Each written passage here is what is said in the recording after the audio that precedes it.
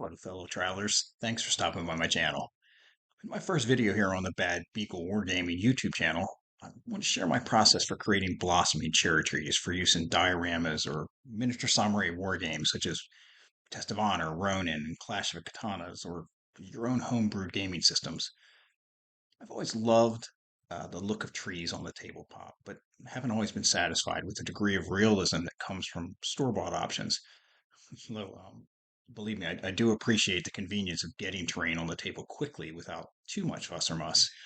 But since I enjoy building terrain as part of my hobby, and I thought it would make an attempt to create my own affordable, relatively durable, and realistic looking trees. Today, I want to share my recipe for building cherry trees, which are pretty ubiquitous on Japanese themed tabletops. Virtually all the items I am using in this video can be acquired on Amazon, Etsy, or at your local online or brick and mortar hobby shop. So let's remember to support our local hobby shops, okay? The tree I'll be working on is ideally suited for 28 millimeter games, but the basic concepts covered should work for terrain at smaller scales as well. Here's a list of all the items I use to build my cherry trees. I'll be talking more about each of these items as we build our trees, but I wanted you to have a quick and handy list of items in case you need to make any purchases. The initial investment might seem a bit steep, but you can make a large number of trees with these purchases, and most of the materials come in handy for other projects. The last time I checked on Etsy, a single tree of comparable quality to those we'll be making as part of this video was running about US $17. So with all that laid out, let's drive on with the first step.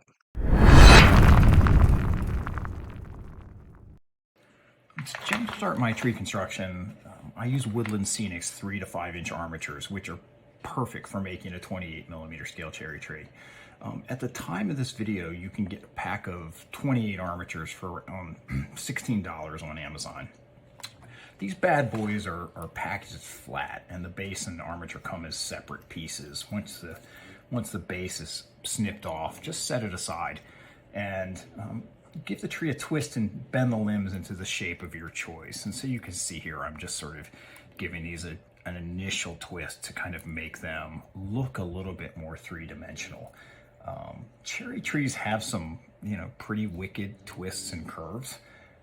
So don't worry about bending the limbs in maybe some odd directions. The most important aspect here is to shape the branches so that the finished canopy looks three-dimensional. Once you get the armature shaped, just give the tree a drop of plastic cement glue and pop it onto the base, and you'll end up with something that looks roughly like this. Prior to moving on, you might want to add an additional base to your tree to provide some additional support and help blend the base onto your gaming table. You can also base the tree later if you want to include it on a diorama or as part of another piece of terrain. I just make a random pattern on a piece of 2 millimeter or 3 millimeter plastic card that's wide enough to support your completed tree. And then I just pop it on with either cement or plastic glue. We're going to anchor this down later, so don't get too stressed about some of these knobs that are showing. They won't be visible on the final product.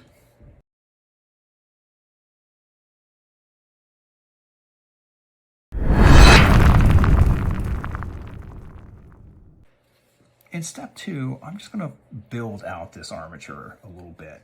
You can base coat and weather these armatures straight out of the package, and they'll probably look just fine on your table. But I like to add some additional body and texture to my trees. And for this purpose, I'm using 2 items. I'm using spackle or filler putty from the hardware store and some Army Painter grit. On this tree, I'm using Army Painter brown battleground basing grit, which is a bit pricey. So to spare your wallet, you can use any form of small grit that you have lying about. But I do recommend a finer grit as opposed to something larger like sand, which looks somewhat out of scale at 28 millimeters on a tree. The grit does just a nice job of simulating the surface of smaller trees with their sort of bark and knots. You can either blend a little bit of the grit into the spackle if you want, or apply it directly after you put the spackle onto the base of the tree. I usually add just a little touch of water to make it easier to work with. After you've done that, just dig your finger in there and start applying it to the base of the tree. And then as you can see, I'm not not being particularly cautious about it or careful, trees have a tendency to grow just sort of in random ways, and so you don't have to worry too much about making everything neat and symmetrical.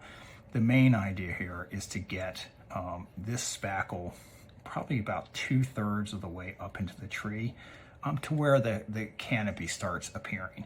And what this does is, and you can kind of see it happening as we go, is it gives the tree, first of all, just a little bit more body, but it also gives it a texture that I think looks a little bit more realistic than what is engraved onto the tree straight out of the box. And you'll see this happen even more as when I get to the next step. Now, if you need to, you can grab a little toothpick. You don't want those V's between the branches and the stump of the tree or the main body of the tree to look unnatural. So just spread that around and pop that out. The spackle is pretty easy to work with, so even if it dries up, it's pretty easy to actually make some changes to the way the tree looks once it dries. But I think we're getting pretty close with this one. So once you smear this all over the trunk and go about 2/3 of the way up to where the canopy begins, you can pretty much see that you've got a tree that looks a little bit more robust than what comes straight out of the box. And we are about to add some additional texture by grabbing just a pinch of grit and going over it. You can also, if you want, add some root structure here, although I will show you a way later on when we do the base to create some additional root structuring. And once you get this to a point where you feel like you're happy with it, and it looks fairly natural, what we're going to do is we're going to let that dry overnight, and then we're going to, in the morning, when we revisit these, we're going to actually think about upscaling the branches and the network of branches that actually touch each of these components, or each of these plastic limbs. So for now, let's let this dry overnight, and I'll see you in the morning and we'll build out the branch structure.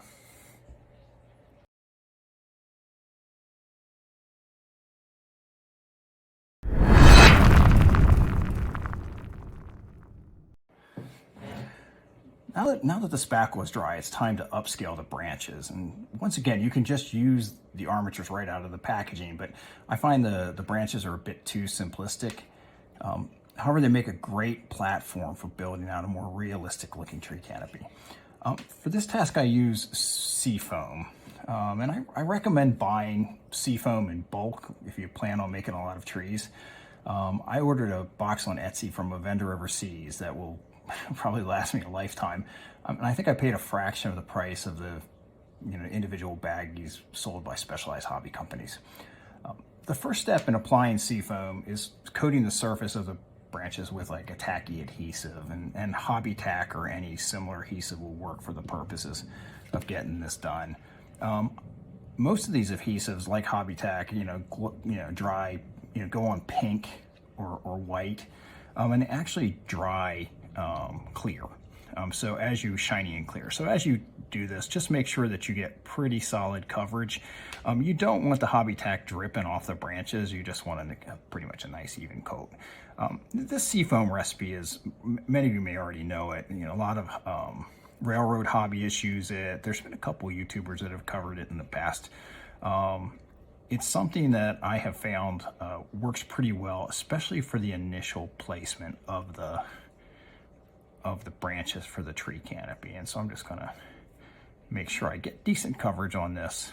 And I have actually prepped up a tree already that's dried up. And you can see here that it went on originally white, like I just showed you. And now it's got like almost a translucent, shiny kind of clear, a transparent kind of shiny clear finish to it. Now, once that's done, I start cutting snippets of the seafoam off, and I've pre-cut a bunch of them here today to sort of facilitate getting the video done. But when they're cut, they look like this. The only additional guidance I could provide is actually making sure that you stick larger branches down on larger sections of the tree. This is a pretty large branch right here, but I'm going to give it a shot. and just adhere it like that. Now, a lot of builders who use this process rely on the tacky adhesive. I'm not as trusting. So what I do is once the adhesive is sort of solidified with these on the bottom, I go back and actually take a little bit of cement glue and touch those branches, touch the ends of these branches and make sure they're going to stay down. The reason I do that is in the past I've had some experiences where what I end up with is a branch that has enough foliage on it that the hobby tack can't support the weight. I'm going to use a toothpick here just to make sure this is a little less sticky when I tack it down. And as a result, you end up, later on having to sort of reattach some pieces because they don't fall, they don't stick to the branch. I'm going to go ahead and show you what one of these looks like. And basically I just do that all the way up to the top of the tree. There's no rhyme or reason to it in terms of outside of using bigger branches at the bottom.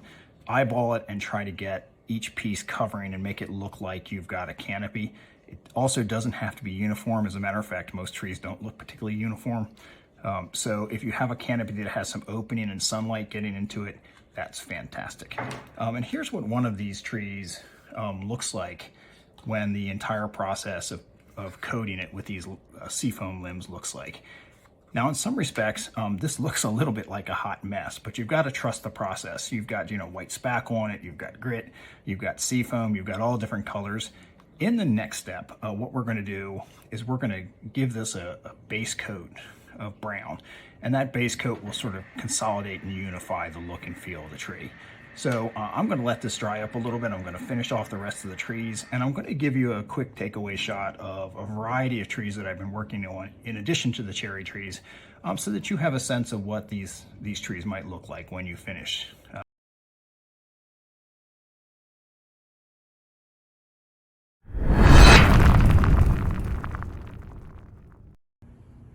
So as a next step, it's pretty straightforward.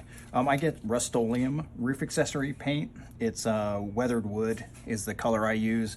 I go out somewhere where it's nicely ventilated, and as you can see, here's the tree from the last step. And I just give that a quick hit all over, base and all, make sure it gets into all the nooks and crannies of the stumps and the limbs. Occasionally, you might need to let this dry and give it a second hit. But I'm actually doing a batch of these today. And so I'm going to crack on with that, and when we're done, we're going to go in and work on the base around the bottom of the tree.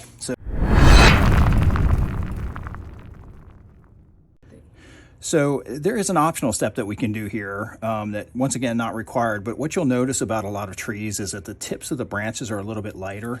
I actually have a can of Krylon camouflage sand paint, which I just bought from Amazon, or you can get it at your hardware store.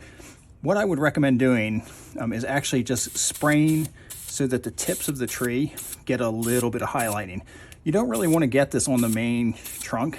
Just try to capture just those tips of the tree. And I think what you'll see is that you get a bit of more of a three-dimensional look. Much of this will be covered with cherry blossoms, but for those branches that show, I think they'll look a little bit more realistic. So now it's off to the basing.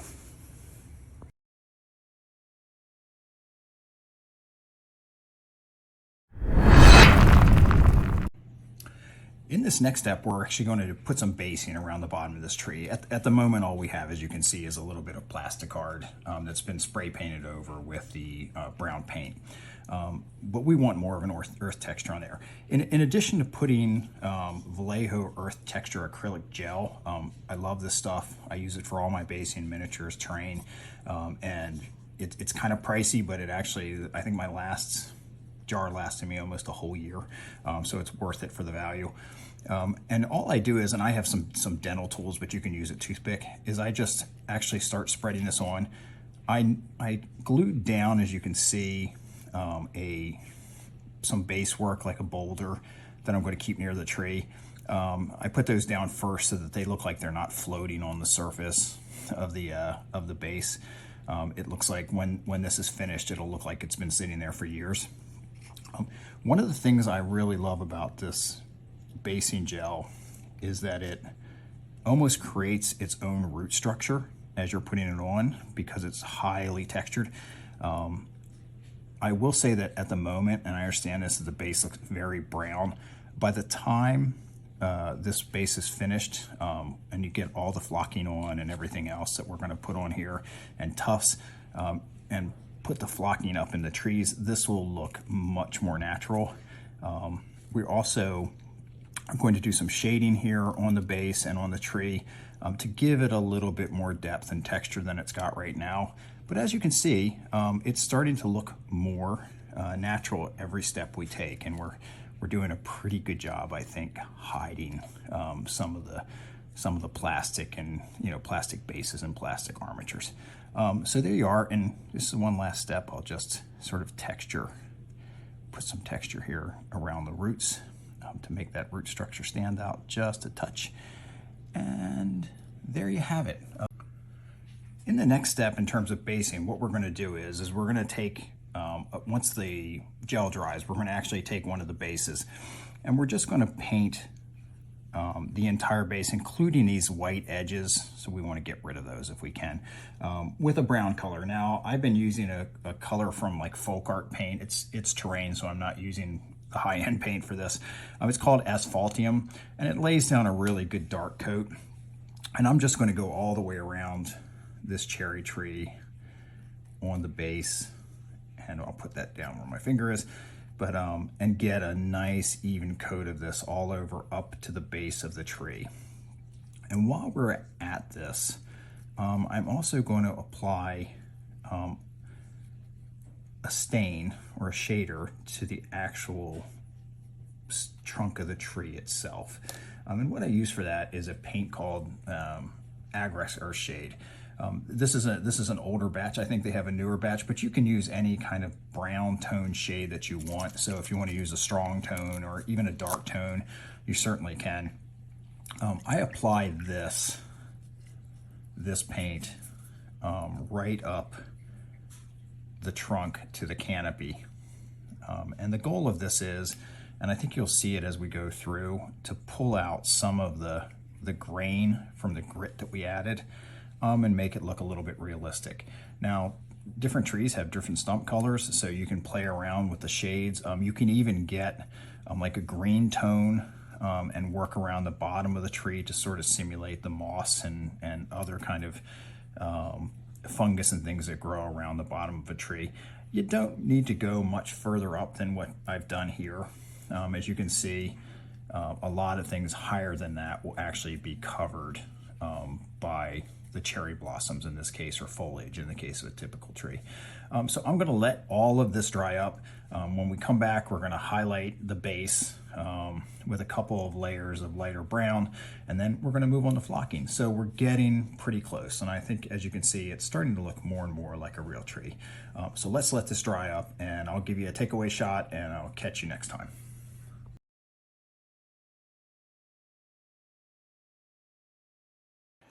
In the next step and final step for basing, I'm going to just use some Army Dark Tone and put some shading into the crevices here on the base. And this is the last step we'll do on the base before we actually do the flocking. It saves you the trouble of doing that, handling the tree too much when the flocking's on. And this is very straightforward. Put it on fairly heavy, let it sink into all the nooks and crannies here on the tree base. And once you get that done, we're going to let it dry. I do have one already finished here that I just want to show you real quickly. This is a tree that actually has one of the stones on it. The stone was painted Army Painter Uniform Gray and hit with the same Army Painter Dark Tone. I did this all the way around the base. And one of the cool things that you can see is because of the Vallejo gel earth basing, you can see that there's a little bit of a root structure showing up here. That was basically just created by spreading that around and pushing it into position. So the next step, we're going to put some cherry blossom flocking on here, and then we're going to move towards wrapping up and doing all the finishing touches.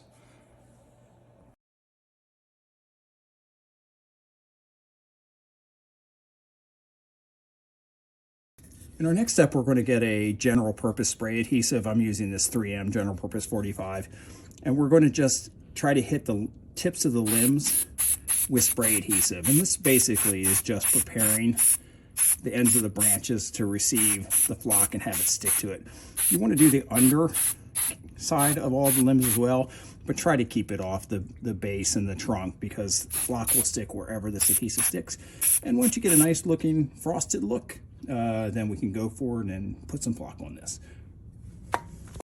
Okay, so now for the fun part. I have a container of cherry blossom foliage from a company called Huge Miniatures. I love their flock because it comes in a variety of colors from light to dark. And all I'm going to do is just start sprinkling it over the tree. You can give it a little pressure. I know that some modelers and terrain builders actually dip their trees in flock. I don't do that just because I like to have a little bit more control about where everything goes. And I also don't want it to like over clump in certain spots. And you just keep doing this. And one tactic that I use, like for example, if I can't get it to the level of coverage that I want, is I'll go out, and once I get a certain subset on the tree, I will then go out and hit it with another layer of spray adhesive, and then continue to add the flocking. And just every once in a while, give it a shake to get the loose pieces off so you can actually see where the flock is going. And once you do this and get it all finished up, I'll show you what one of these looks like when it's completed. So here's a completed tree. You can see we're getting there. I'm going to give this one a little bit more spray adhesive and then do another application. You don't want too much coverage because in reality, cherry trees are pretty airy for the most part. And so putting too much flock sometimes gives it a little too much of a cotton candy look. But let me go ahead and do that. I'm going to crack on, we'll give you a takeaway shot, and then we'll go on to sort of the finishing touches for the tree.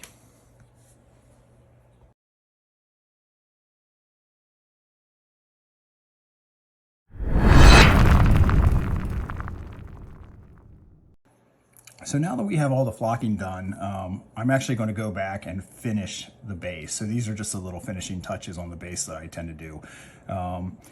If you have your own basing approach, now is the time you can just go ahead and do that, and it'll match your wargaming or battle mat. The colors I have put together here are all folk art colors. This is Asphaltium, which was the original color we used. This is a color called Coffee Bean, and the final color is Warm White. And all I'm doing here is dry brushing 101. And it might be a little bit hard to see here, but I'm just gonna lightly drag the brush across the base to pick up the raised surfaces with this initial color. And once I do that, I'm gonna mix in a little bit of the coffee brown and a touch of the white. And as you can see, I'm just getting a lighter color, wiping off the excess, and then running once again over sort of the raised surfaces. And then as a final step, I do that one more time and we get almost to a very light brown color, not quite sand. And then you're really just looking to pick up the highlights on the base. And this gives your base a little bit more texture and depth. And I will show you very quickly what this looks like when it's finished. So here is a base that's been finished. We're just going to have to now do flocking and tufts on it, or static grass and tufts on this. This one also has one of the stones on it. The stones are done with Army Painter Uniform Gray, and I basically repeat the same process. I just continually mix in a lighter color of white and repeatedly hit it with lighter layers of highlight. And so hopefully you can see what that looks like. So next step, we're gonna flock this base. We're gonna put using static grass. You can use whatever flock you want, or sawdust, whatever your approach is for your gaming table. And then we're gonna put some tufts on it, and we're gonna have a finished cherry tree. All right, folks, we're ready for the final step here. And that is going to be applying some static grass and some tufts on the base. And so what I have here is just a Elmer's or school glue mixed with a little bit of water. And I'm going to try to be able to show you this. It's going to be a touch on the tough side, just because of the angle of the camera. But as you can see, I'm just giving this a nice coat. The mix of PVC to water, I don't put a ton of water in my PVC, just enough to make it spread a little bit easier. As you can see here, I'm just working that around. And you don't have to coat the entire base, and I would recommend not coating right at the base of the tree. So right about here is probably as far as you want to go. Don't worry if the application is not neat and even. As I've said before, nature rarely is. And leave some dirt spots as well. We're also going to be applying tufts on the base, so leave a little bit of room for that. Now normally if I was using static grass, I would actually load the static grass in my static grass dispenser and turn the power on and shake it. But because we have all the cherry blossoms already on the tree, if you shake it, you tend to get a lot of like static grass in the tree. So I'm actually going to charge this, and then I'm just going to grab a mix of static grass. I use an autumn shade of grass with a little bit of spring texture mixed in to give it a little variety. And I'll just turn that on, and I'm just going to drop it from the top. The static grass is, if it doesn't stand straight up, it's not it's not going to be a train wreck or anything. Don't worry about it. It's nice to have it standing up, but it's going to look just as good because I tend to use quite a few tufts on my bases. Plus I have some boulder work on some of them. And just spread that around until you get at least a bit of decent coverage so most of the glue is taken care of. You can see we're making a little bit of progress here. And we can clean up any rough areas after we finish. So I think that's probably about where I want to be going right there. Maybe just a little bit over here. All right. Once that's done, I turn that off. You can see that we've got some decent coverage on the base, and shake off the excess. Anything that doesn't look right, you can kind of shake off or tap off, but there you have it. In terms of tufts, one of my favorite tufts are these WW Scenics self-adhesive autumn patchy tufts. I just like the color, and they actually blend in well, but I use a variety of different tufts on the bases. These are Army Painter tufts. This is like a winter style. And I also like Army Painter sort of lowland shrubs. You can mix and match. You can get some with floral on them or whatever, or if you want to have more of a spring texture. Oddly, I use autumn grass, even though it's like a spring tree, but I just like the way the final look is. I'm going to glue a couple of those on and finish up the rest of the cherry trees. I'm going to give you a quick takeaway shot of what the finished product looks, and then we'll give you a money shot at the end.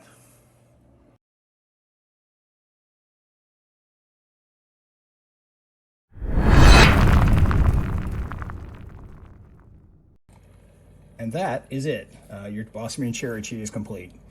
If you want to hit the whole terrain piece with a quick burst of hairspray, you can do that at this point. I find the trees hold up pretty well without it. The trees are pretty durable, but still need to be handled with care. They will survive a drop onto the table and even the floor probably, but putting a rule book on top of one will probably be fatal. As you can see, there are a lot of steps in the process, so I tend to work on about 5 to 10 trees at a time to keep my work area organized and maintain my sanity. That said, I will often do different varieties at the same time just to keep a nice mix of tree on my gaming table. And that's how and let's take a look at how these will look on the table.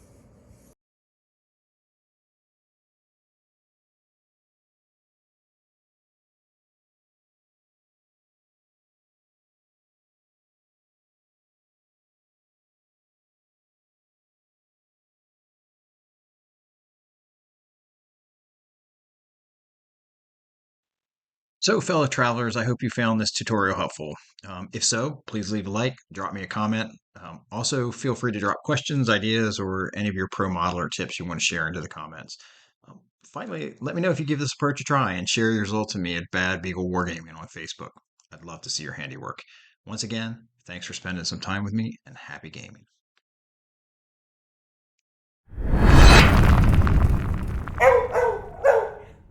Who's a good girl?